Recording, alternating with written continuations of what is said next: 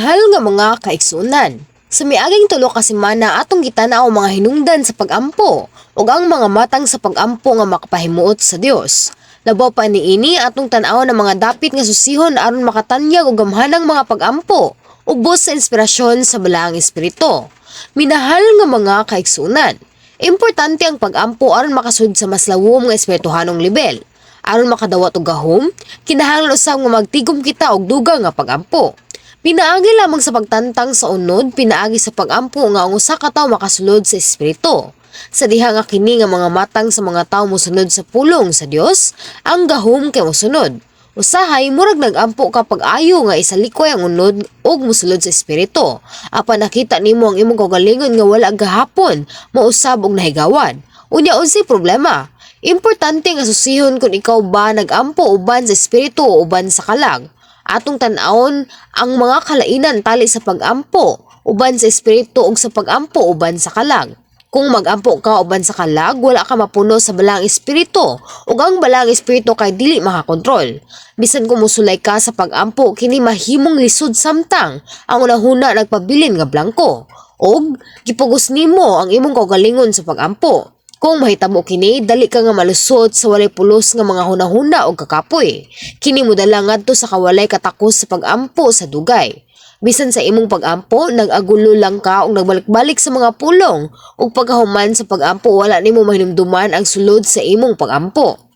Ang pagampo sa kalag nahimong usa ka nagpanuko og formal nga pagampo kay sa usa ka pagampo gikan sa kasing-kasing. Nagpasabot kini nga bisan kung magampo ka dili ka makadawat sa tubag ni madiskubre ang imong kaugalingon ug magbag-o.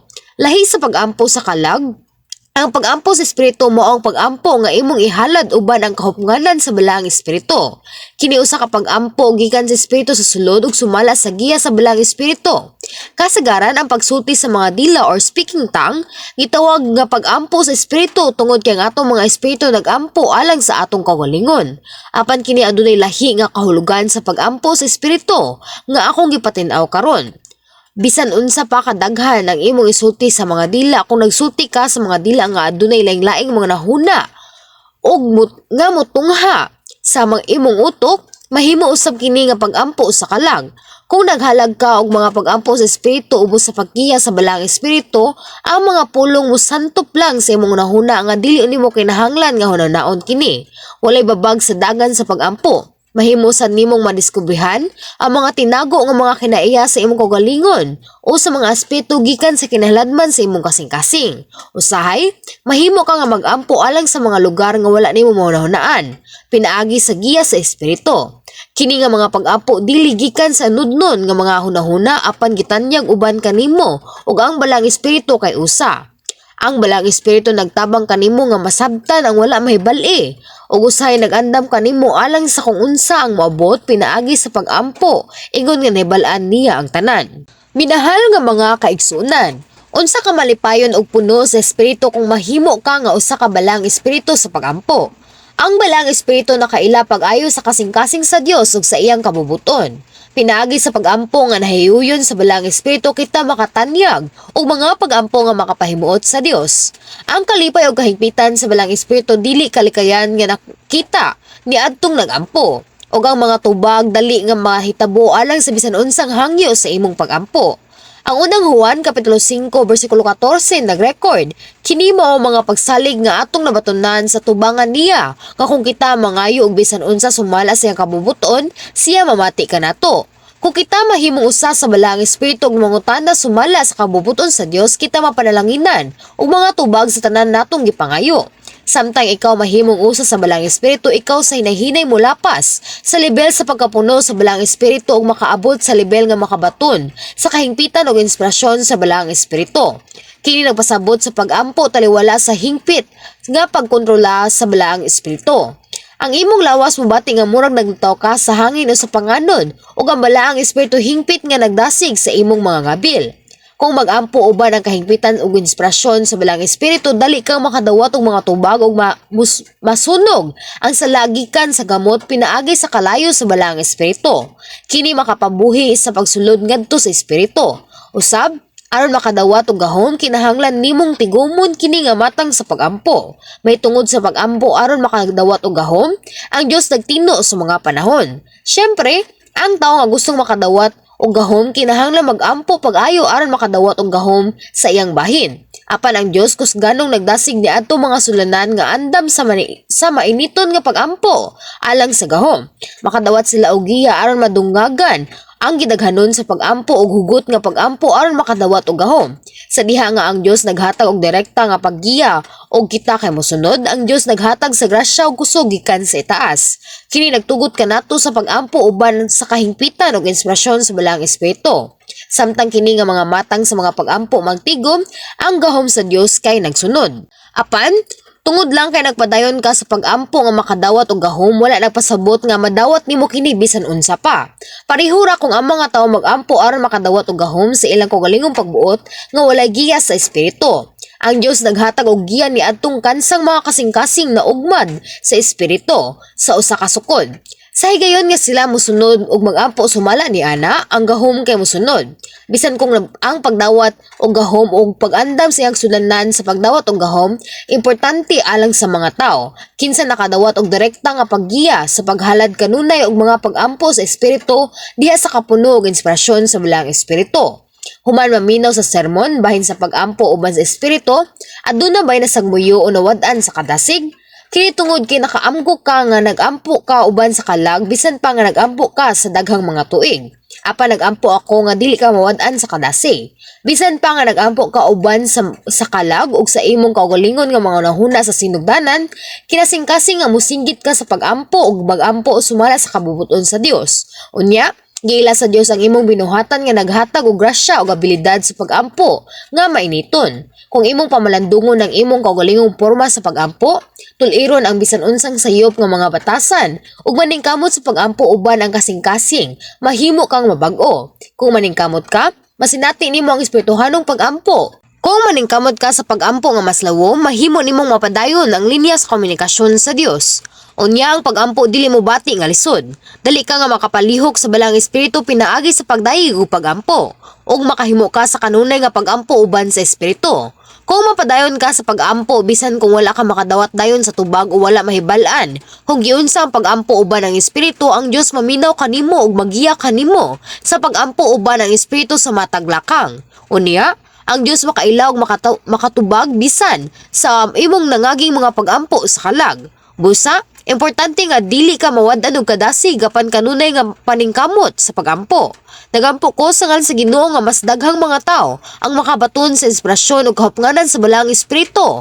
Magampo diha sa panaghiusa sa balang espiritu ug mahimong bulahan nga mga magtuto kinsa mohimaya sa Dios uban sa dagkong mga tubag. Apan usahay adunay mga higayon di na mga tao dili makadawat sa mga tubag bisan pa sa pag-ampo. Matag adlaw nga walay hunong.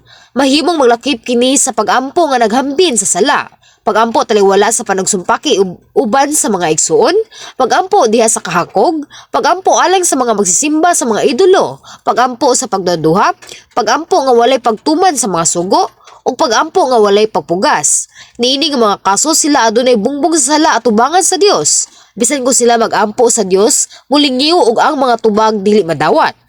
Sa pag-ampo, importante ang pagpamalandong kung aduna bay bungbong sa sala uban sa Dios una. Kung adunay usa ka bungbong sa sala, kini kinahanglan nga gub-on so wala pa ang bisan unsang butang. Kung walay bungbong sa sala at tubangan sa Dios ug ang pag-ampo gihalad sa paagi nga makapahimuot sa Dios, ang bisan unsa nga pangayoon mahimong mahatag. Samtang kita makadawat sa bisan unsa nga atong pangayoon, kita makahimaya sa Dios sa atong kasing-kasing. Samtang kita magpadayon sa atong relihiyoso nga mga kinabuhi, adunay usa ka aspeto nga mosunod sa pag-ampo. Samtang kita mangita sa gingharian ug himaya sa Dios ug mga tubag, kini mao ang pagpuasa. Sa tukma, kini mao ang pag-ampo sa pagpuasa. Ang ubang mga tao nagpuasa gikan sa usa ka pagkaon or one meal ngadto sa usa ka adlaw sulod sa 3 ka adlaw usa ka semana, 21 ka adlaw bisan hangtod sa 40 ka adlaw. Mahimo kini aron makadawat og tubag pagsulbad sa mga sakit o mga problema o paghinusol. Ang pagpuasa dali nga makawagtang sa mga sala o mahimo nga usa ka paagi aron makadawat sa kusog ug baghimaya sa Dios. Kita nagpuasa dili lamang alang sa atong kaugalingon nga mga tinguha. apan alang sige harian sa Dios. Sumala sa Biblia ang pagpuasa gitanyag ngadto sa Dios sa desperado nga mga kahimtang, diin ang mga tawo adunay butang nga kinahanglang tubagon. Sa pagpuasa muhunong ka sa pagkaon o pag-ampo lamang. Kinasing-kasing kang mag-ampo nga nagbutang sa imong kinabuhi sa kamot sa Dios. Bisan ang mga amahan gustong mohatag og maayong mga butang ngadto sa ilang mga anak. Kung ang ilang mga anak adunay usa ka pangandoy nga gusto nila, sulayan nila nga mohatag ang gusto sa ilang mga anak, bisan kung kini adunay kalabutan sa pagatubang sa mga kalistanan. Isip usa ka ginikanan, gusto nimo nga buhaton og ihatag ang tanan sa imong mga anak, bisan kung kini nagpasabot sa paglaktaw, sa pagkaon ug pagkunhod sa personal nga gasto. Unsa pa kaha nga ang Dios ang amahan nga atong espiritu nga nahigugma kanato, mutubag sa mga pagampo sa iyang mga anak. Ilabi na kung ilang ibutang ang ilang mga kinabuhi sa iyang mga kamot ug magpuasa. Apan sa tinuod kanunay namong makita mga kaso sa pagmahay. Bisan pa sa pagpuasa sa dugay nga panahon ang mga tawo wala makadawat sa mga tubag. Usahay ang sobra nga pagpuasa makadaot sa lawas nganuman. Dili tungod kay ang labing gamhanan nga Dios walay gahom ug dili makadungog sa atong mga pagampo. Bisan unsa pa kadugay ang imong pagpuasa, ang Dios labaw nga makapahimo sa pagpugong sa imong lawas gikan sa kadaot. Bisag dili ka maayo sa panglawas kaniadto, ang Dios makahimo kanimo nga mas lig-on. Kung nagpuasa ka atubangan sa labing gamhanan nga Dios ug wala makadawat sa mga tubag nga nahibilin ang orihinal nga problema, kana kinahanglan adunay hinungdan. Maingon ka nga napuasa ka apan ang tubag dili mahatag tungod kay dili kini usa ka matang sa pagpuasa nga angay sa tubangan sa Dios. Bisan pag naghalad ka og usa ka kan-anan nga nagpuasa, labi nga ang dungay nga pagpuasa kinahanglan nimo nga buhaton sumala sa kabubuton sa Dios aron dali ka nga makadawat sa mga tubag. Sama sa pagampo, adunay mga matang sa pagpuasa nga makapahimuot sa Dios.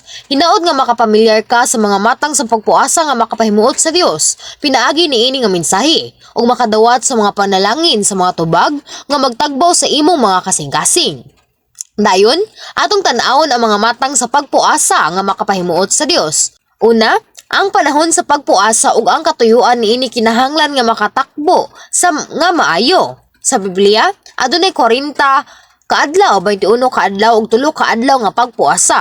Ang matag usa sa adunay kaugalingon nga mga katuyuan. Pananglitan, ang katuyuan sa 40 kaadlaw nga pagpuasa mao ang pagtuman sa dagkong kabubuton sa Dios. Dili kini alang sa personal nga ganansya o sa negosyo. Para makakita kasagarang mga pananglitan gikan sa Biblia, si Jesus ug si Moises nagpuasa sulod sa 40 kaadlaw aron matuman ang dakong kabubuton sa Dios. Sa wala pang iyang publikong ministeryo, si Jesus nagpuasa sulod sa 40 kaadlaw aron matuman ang iyang dakong misyon isip manuluwa sa katawhan. Si Moises usab nagpuasa aron makadawat sa 10 ka sugo alang sa tanang katawhan sa Dios. Ang 40 kaadlaw nga pagpuasa dili alang sa bisan unsang personal nga mga rason, apan gitanyag sa usa ka importante nga panahon alang sa katumanan sa dako nga mga probidensya sa Dios ug alang sa gingharian sa amahan. Sunod mo ang 21 kaadlaw sa pagpuasa nga dili usab alang sa personal nga mga hinungdan.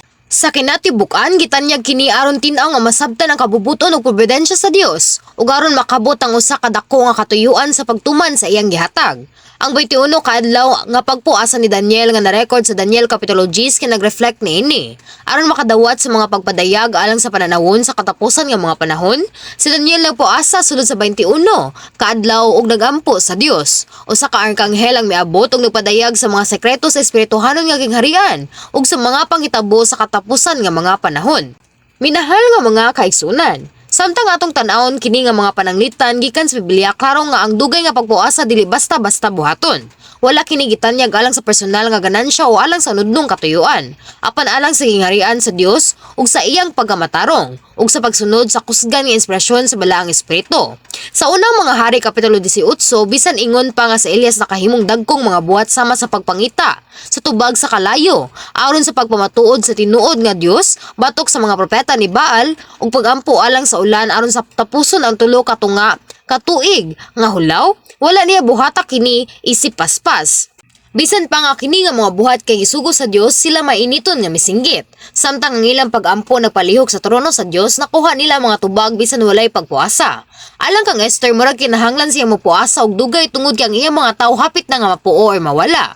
Apan si Esther, uban siya katawhan nagpuasa lamang sulod sa 3 ka adlaw. Bisan kung adunay problema nga kinahanglang tubagon, usahay ang pagampo nga mainiton igo na. Sa ubang mga gayon, ang pagpuasa sulod lang sa 3 ka adlaw o labing taas sa 7 ka adlaw kaigo na. Sa panahon nga ang magbalantay ng tukod niini nga simbahan, siya misulay sa pagpangita og usa ka sanktuaryo. Gipapuasa siya sa Dios sulod sa 3 ka adlaw. Sa dihang nahuman niya ang puasa, nakadawat dayon siya og tubag. Nasamang higayon, ang senior deaconess nga si Ejahan nagampo og nagpuasa sulod sa 3 ka adlaw aron ibaligya ang iyang balay nga dugay nang naa sa market. Bisag ipataas niya ang presyo, nabaligya dayon niya ang balay. Bisag 3 lang ka adlaw ang imong pagpuasa kung mabuhat ka sa paagi nga makapahimuot sa Dios, makadawat dayon ka og mga tubag. Importante ang pag-ila pag-ayo kung magpuasa usab alang sa paghinusol. Adunay mga panahon din igo na ang paghinusol ug adunay mga panahon din kinahanglan natong disiplinahon ang atong kaugalingon bisan pinaagi sa pagpuasa. Pananglitan, dili angay nga magpuasa sulod sa 10 or 21 ka adlaw sa paghinusol tungod lang kay mahihunong ka sa pagampo. Kung tinuod nga nagbasol ka nga mahihunong sa pagampo, mahimo ka nga magampo nga walay hunong gikan karon. Dili kini angay nga hilisgutan nga magpuasa sa dugay nga panahon. Importante usab nga hinumduman sa higayon nga nakahimo ka og sala, kinahanglan nga maghinusol ka sa hingpit. Ug unya, magpuasa ka sa tubangan sa Dios sa paghinusol. Kung napuyo ka pas nga nagtago sa mga sala samtang nagpuasa, kini walay kalabutan sa Dios. Kung magpuasa lamang kamo sulod sa 3 ka adlaw apan maghinusol ug motalikod sa inyong mga daotang binuhatan, ang Dios malipay kaninyo. Bisan pag magpuasa ka sulod sa 21 ka adlaw apan dili motalikod sa imong mga kasaypanan, dili kini madawat sa Dios. Kung kamo tinuod nga maghinusol ug motalikod sa inyong mga dalan, ang pagpuasa dili na kinahanglan. Bisan kung magpuasa ka, dili kini magkinahanglan og taas nga panahon. Adunay mga kaso din ang mga tawo nagpuasa aron mangayo sa Dios ug kusog sa paglabay sa mga sala samtang sila nagpadayon sa pagpakasala nga napakya sa pagpugong sa ilang kaugalingon. Apan, ang 3 ka adlaw or 5 ka adlaw or 7 ka adlaw nga pinakadugay makapawala sa kadaghanan sa imong mga makakasalang kinaiya. Kung naa ka sa yugto sa pagsulay sa pagbag-o pinaagi sa mainiton nga pag-ampo ug pagpuasa, mahimo nimong biyaan ang mga sala uban niining mga panahon sa pagpuasa. Minahal nga mga kaigsuonan, dili lamang ang gidugayon kundi ang panahon usab sa pagpuasa mao ang importante. Aron kita makadawat og mga tubag pinaagi sa pagpuasa nga makapahimuot sa Dios, ilabi na ang dugay nga pagpuasa kinahanglang buhaton kung kini dinasig sa balaang espiritu. Taluwala sa mga sulugoon sa Ginoo bisan sa mga tawo nga nangandoy og gahom sa pagtuman sa dagkong mga butang alang sa gingharian sa Dios mao kadtong nagpuasa. Kung gusto gyud nimo nga makadawat og gahom alang sa gingharian sa Dios, mahimo kang magpuasa og dugay. Pero ang problema kay sa saktong panahon.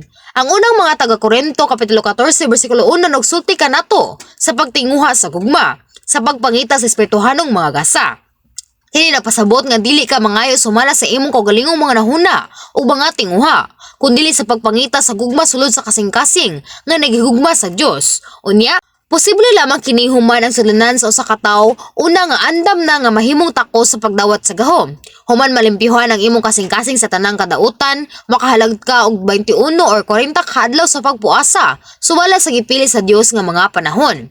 Importante nga mag-andam una og limpyo nga sulunan bisan kung ang imong kasing-kasing takos sa atubangan sa Dios, makahimo sa pagdawat og gahom sa maabot ug puno sa kainit ug kasibot. Kung mahimo ka lang og desisyon tungod lang sa kasibot ug kadasig sa dihang ang usa ka limpyo nga sulunan wala pa maandam, ang Dios dili makahatag kanimo og mga tubag. Kini tungod kay wala kini nagsunod sa mga balaod sa hustisya. Siyempre, tungod lang kay nakahukom ka nga magpuasa nga dili hingpit nga magandam og limpyo nga sulunan, wala magpasabot nga ang Dios dili mo tabang. Ang Dios makadawat sa imong gugma ug maghatag kanimo sa abilidad sa pagpuasa og maayo. Apan, pagkahuman sa pagpuasa, ang bunga sa mga tubag nga imong giampo, wala didto. Dili mahatag ang gahom. Apan, dawaton sa Dios ang imong kasing-kasing og magpakita og kaluoy. Kung nagampo ka tibuok mong kusog aron makadawat og gahom, makapaulan siya kanimo og dugang grasya og kusog sa pag-andam og limpyo nga sudanan. Bisag unsa pa kadako ang imong tinguha, importante nga mamalandong una sa imong kaugalingon og mag-andam og limpyo nga sudanan pinaagi sa mga pag-ampo og pagpuasa. Pagkahuman, sabtang imong gisunod ang giya sa balang espiritu og nagpuasa aron makadawat og gahom, siguradong makapamunga ka sa mga tubag. Usa ka butang nga hinumduman bahin sa oras sa imong dugay nga pagpuasa, alagad ka man sa Ginoo o layman, kinahanglan kang magkonsulta sa pastor nga nagdumala og magpahibalo sa simbahan. Kini Tungod kay ang dugay nga pagpuasa naglakip sa pagbutang sa imong kinabuhi sa nilya ug kini hinungdanon nga susihon una ang katuyuan, gidugayon ug oras ang iba sa tubangan samahan nga Dios. Makahimo usab kini og bungbong atubangan sa Dios kung mo desisyon ka so sa kadugay nga pagpuasa tungod lang sa gugma nga walay pagpangandam ug dayon usbon ang imong unahuna sa tunga-tunga. Unsa kaha kung wala ka ubos sa giya sa balang espiritu o nagpuasa lang tungod sa kahakog. Wala makadawat og tubag ug makadaot sa imong pisikal nga kahimsog. Gipakawalawan niini ang Dios. Samtang napuyo ka sa first heaven, dili nato ibaliwala ang hustisya niini. Pananglitan, sa mga dili ka makapanalipdan gikan sa mga sakit kung sobra ang imong pagtrabaho sa lawas nga wala ay pagpugong sa kagalingon. Ang pagpuasa makadaot usab sa lawas kung pasobraan nimo kini. Busa, importante nga mag-ampo og daghan ug musunod sa giya sa balang espiritu. Kung mahitungod sa dugay nga pagpuasa, kung ibati nimo ang panginahanglan sa pagpuasa, kinahanglan nimo nga timanon una ang imong pisikal nga kahimsog ug pag-andam pagayo. Sa espiritual, kinahanglan magtigom ka og mga igong pag-ampo. Dili kini usa ka butang nga atong buhaton pinaagi sa pagkumpya sa uban, apan gitanyag ubos sa pagiya sa balang espiritu. Bisan ubos sa pagiya sa balang espiritu, importante nga kita magmabinantayon ug maandam pag-ayo at ubangan samahan. Pinaagi sa pagsunod sa tukma nga pagkahanay sa espirituhanon ug pisikal nga paagi, kita makatanyag sa usa ka hingpit nga pagpuasa nga malipayon nga gidawat ang Dios. Ikaduha, aron sa paghalad sa pagpuasa nga makapahimuot sa Dios, kini kinahanglan nga buhaton alang sa usa ka katuyuan nga tukma sa kahayag sa kamatuoran. Ang Santiago Kapitulo 4 versikulo 2 hangtod sa 3 nag-ingon, gusto kamo ba nag-iyag mga butang? Unya kay dili man ninyo maangkon buot kamong mupatay. May gikaibgan kamo, pag-ayo apan wala ninyo kini makuha busa nakigbingkil o nag-away kamo. Wala kamo makabaton sa inyong gitinguha kay wala man kamo mangayo niini sa Dios. Ug sa dihang nangayo kamo, wala kamo hatagi kay dautan man ang inyong tuyo. Nangayo kamo aron lamang sa pagtagbaw sa inyong mga lawasnong kaibog. Tinuod kini bisan pa nagampo nga walay pagpuasa. Ug kung kamo magpuasa tungod sa kabakakan, kamo dili makadawat og tubag. Kung nangita ka og pinansyal nga mga panalangin tungod sa kahakog imbis sa pagtuo, kini walay kalabutan sa Dios, bisan unsa pa ang imong pagpuasa. Kung mangita ka og lain-laing espirituhanon nga gasa, kinahanglan una nga mag-andam og limpyo nga sadanan ug mangayo sa himaya samahan. Pananglitan, sa dihang mag-ampo nga maabli ang imong espirituhanong mga mata, kinahanglan ka mag-ampo samtang putli ang imong kasing-kasing. Tungod kay tinuod kang nahigugma sa Dios ug nangandoy sa espirituhanong kalibutan. Apan kung mag-ampo ka nga mabuka ang imong espirituhanong mga mata nga wala tuli ang imong kasing-kasing, kini usa ka kahakog. Kung magpuasa ka aron makadawat sa gahom, kinahanglan nga tulion nimo ang kasing-kasing ug mag-ampo nga mainiton nga adunay bugtong pagtutok sa paghimaya sa Dios. Kung dili nimo ibutang ang imong kaugalingon sa kamatayon alang sa pagbalaan apan mangayo og gahom ingon nga kini usa ka paagi aron mailhan og higugmaon, o kung dili ka mainiton nga magampo samtang nagpuasa, kini usa ka sayop nga klase sa pagpuasa. Busa, basin makaagom ka og kadaot. Sa mga lugar sama sa mga sentro sa pagampo, imong makita mga butang nga dili maayo alang sa pipila ka mga tawo nga adunay huya nga pagtuo ug gugma nga nagpuasa sa taas nga panahon aron mangita og espirituhanong mga gasa.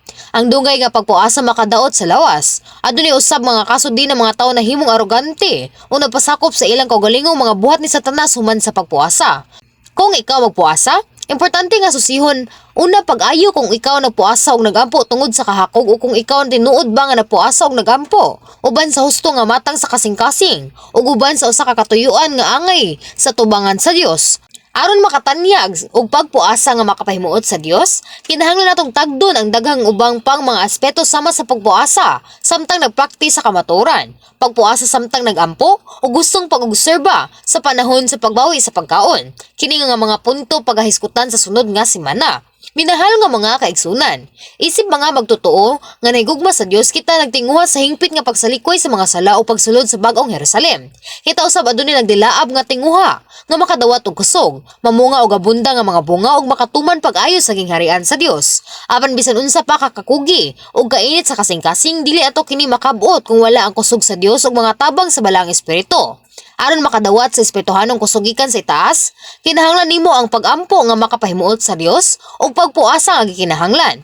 Ang pagpuasa nga gitanyag uban sa sinseridad at ubangan sa mga problema nga dili masulbad sa imong kaugalingon adunay dakong gahom. Apan kini kinahanglan nga usa ka pagpuasa nga makapahimuot sa Dios. Minahal nga mga kaigsunan, nanginaot ako nga makadawat kamo sa hilabihan nga gugma o grasya sa Dios, pinaagi sa mga matang sa pag-ampo ug pagpuasa nga makapahimuot sa Dios. Ako nagampo sa ngalan sa Ginoo nga kamo kanunay nga nagawa sa kalinaw, kalipay ug mga tubag nga nagpuyo ni ining malisod nga kalibutan. Amen.